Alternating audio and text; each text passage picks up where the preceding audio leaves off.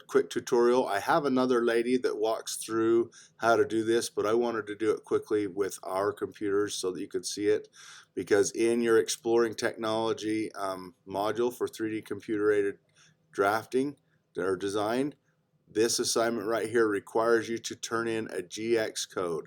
Now, there's a few changes that have happened because I just got a new printer, so I'm going to walk through how to do this. So at this point, you've created a dice, you've exported it as an STL, and that STL is on the desktop. And then 3D, you're now going to create this.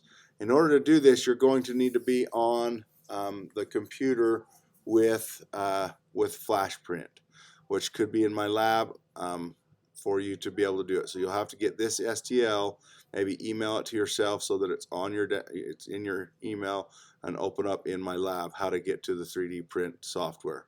Okay, so on my desktop here, I have an STL right here. It's not a dice, but yours will be a dice, and it'll be on your desktop. So you'll come down here, and on the lab you'll find this software. If it's not on this bar, you're going to find it in the Launchpad. You guys have the Launchpad button down here, but mine, I have a quick shortcut in my corner, so it just pops it open, and I would find the Flash Print. So here it is right there, and I would launch it right there. Again, it's probably not going to be in your toolbar at the bottom. It'll be in your Launchpad. Okay, so this is the Flash Print software that comes with our 3D printers. And so what it asks you to do is to load files. Now, you can click on the load button and you could manually search. And you know that I just showed you that on the desktop was that STL file. And I have a whole bunch of stuff on my desktop, so it could be tricky to find. In this case, it was just right there. And I would just say open, and there it is. Okay. The other option you have is if you don't have all this other stuff open behind you and you can see the file, you can literally just drag and drop it into the computer, and it will, or into that, and it will upload into there. Okay? Once you have it in the Flash Print, you have a couple different things you got to do. Now, I think there's a new version of Flash Print on the lab computers. These buttons are actually over here on the right side on that. You just need to kind of make the bridge between this example and the one that I have.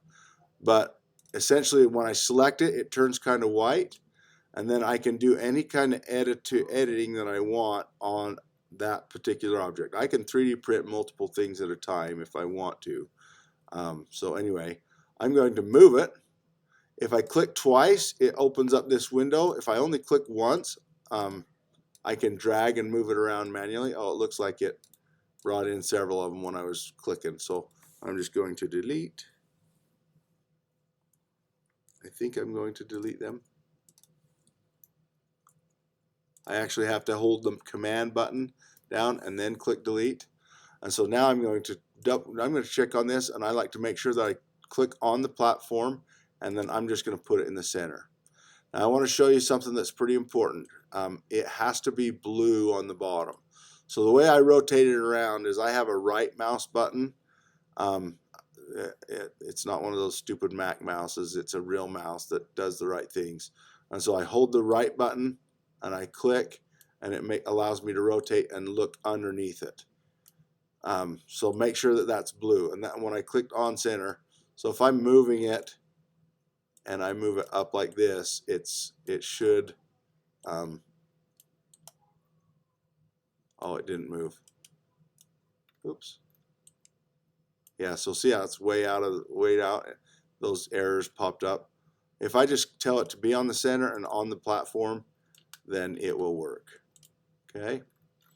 So there it is. I got the blue underneath it, and it's all good. Okay, at that point, as long as there's nothing else left to do as far as supports go, I'm ready to hit the print option. I think yours just says something different over here, but you're just going to hit print.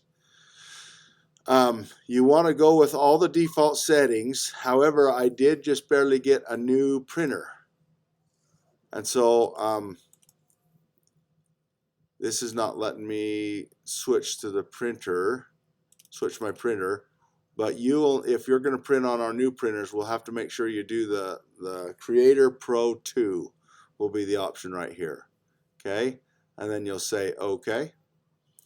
And then it asks you to save it. You'll notice that it's going to save it as a GX file instead of an STL file.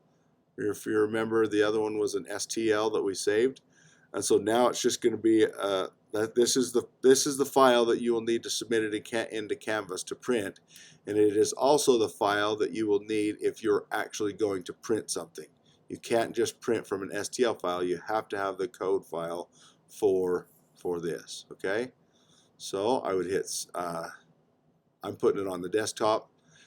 I can hit save and put it on the desktop. If you're going to 3D print it, you'll need to put an SD card in your computer and save it onto that SD card, and that SD card then gets pulled out of your computer and put in the 3D printer to print. In our case, I'm just going to save it to the desktop. I now have a bow spacer.